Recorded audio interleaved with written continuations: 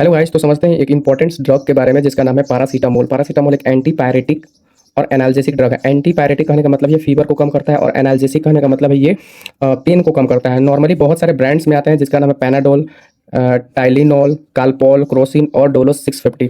ये कुछ ब्रांड्स आते हैं। अब आते हैं इसके सेफ्टी और डोजेस के बारे में। तो इसका स्टैंडर्ड डोज ये 500 mg से 1000 mg 6 से 4 घंटे के इंटरवल में इसको दिया जा सकता है। और ये जो डोज है ये अडल्ट के लिए है। मैक्सिमम डोज जो होता है वो 4000 mg पर डे दे सकते हैं। इससे ज़्यादा अगर देने का मतलब है कि टॉक्सिसिटी कॉज करेगा। प्रेगनेंसी में हम लोग इसको ड्रग ऑफ चॉइस मानते हैं। क्यों? पेन किलर के लिए। और इसको ब्रेस्ट फीडिंग मदर में भी इसको दे सकते हैं। मेन बात करते हैं आप रूट्स के बारे में। तो रूट्स इसका ओरल दे सकते हैं, आईवी दे सकते हैं, सिरप के फॉर्म में दे सकते हैं, सलाइन के फॉर्म में दे सकते हैं और सपोजिटरी के फॉर्म में दे सकते हैं।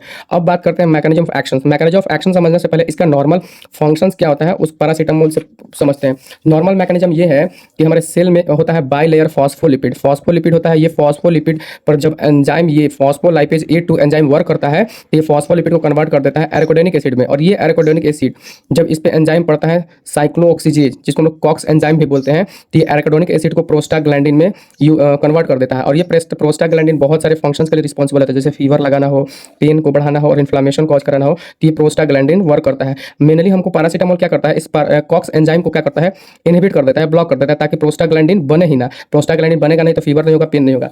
तो नॉर्मल हमारा मैकेनिज्म यही है कि जब पैरासीटामोल हम लोग खाते हैं तो वो साइक्लोऑक्सीजेज एंजाइम को इनहिबिट कर देता है, मतलब इसको ब्लॉक कर देता है और डिक्रीज सिंथेसिस कर देता है प्रोस्टाग्लैंडिन्स का, जिसकी वजह से हमारा पेन भी कम हो जाता है और फीवर भी कम हो जाता है।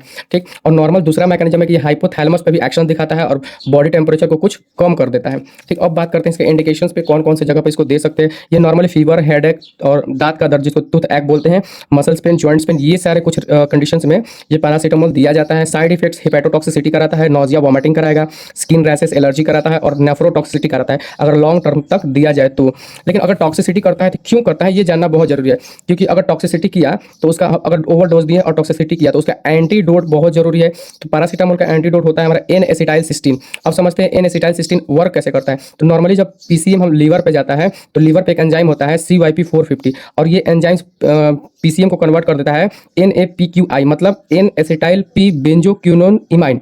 ये कंपाउंड होता है। जब ये कंपाउंड बॉडी में ज्यादा हो जाता है तो टॉक्सिसिटी कॉज करता है। ठीक। लेकिन ये जो N-एसिटाइलसिस्टीन कंपाउंड है, जिसको एंटीडोट बोलते हैं, ये इस कंपाउंड पे एक्शन दिखाकर इस कंपाउंड को न्यूट्रलाइज कर देता है, न्यूट्रलाइज कर देगा और इसका इसका क्या कर देता है, टॉक्सिसिटी को एकदम कम कर देता था। ये ओवरऑल हमारा हो गया पैरासीटामोल।